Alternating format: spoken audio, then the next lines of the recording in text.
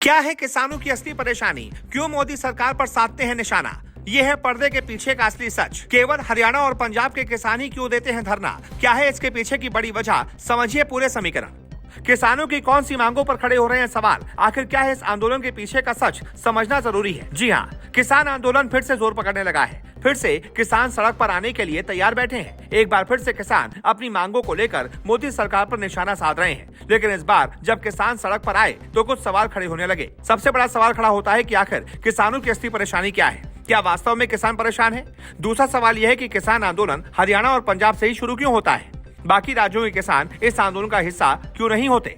सवाल यह भी है कि किसान वो कौन सी मांग कर रहे हैं जिन पर सवाल खड़े हो रहे हैं और इसे राजनीतिक बताया जाता है। अब सवाल खड़ा होता है कि आखिर इस आंदोलन का असली सच क्या है, जिसे बहुत कम लोग जानते हैं। आखिर किसान आंदोलन में आपको पंजाबी लोग ही ज्यादा नजर क्यों आते हैं? तो आज हम आपको किसान आंदोलन की वो 4 बातें बताएंगे जिसे सुनकर आप इस आंदोलन के पीछे की हकीकत को समझ जाएंगे।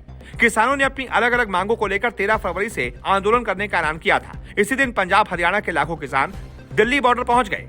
इस आंदोलन को लेकर दिल्ली चलो का नाम दिया गया था। अब सवाल नंबर 1। दरअसल इस किसान आंदोलन का सबसे पहला सवाल ये है कि सड़क पर उतरने वाले ज्यादातर किसान पंजाब और हरियाणा से ही थे। ऐसे में सवाल आपके मन में भी आ रहा होगा कि इस आंदोलन में पंजाब और हरियाणा के ही ज्यादा किसान क्यों शामिल होते हैं। सवाल नंबर 2। इन दोनों राज्यों के किसानों द्वारा उगाया गया धान ही भारत के अलग अलग हिस्सों के लोग खाते हैं और इन्हीं दोनों राज्यों के किसान भारत की खाद्य सुरक्षा के लिए अनाज का प्रमुख स्रोत है। इसके अलावा पंजाब और हरियाणा में ज्यादातर लोगों की कमाई का जरिया खेती है। ऐसे में धान गेहूं की खेती करने के कारण उनका उत्पाद सरकारी रेट यानी कि MSP पर बिकता है। अब जब साल 2020 में केंद्र सरकार की तरफ से 3 नए कानून लाने की बात कही गई थी तो उससे इन दोनों राज्यों को पिछले काफी सालों से बने बनाए सिस्टम पर संकट मंडराता दिखने लगा था।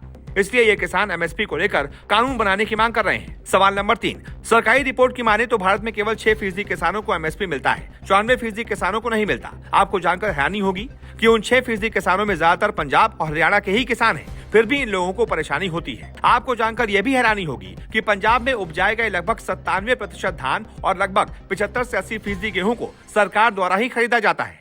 वहीं दूसरी तरफ बिहार में केवल 1% और यूपी में केवल 7% से कम धान और गेहूं की खरीदारी सरकार करती है।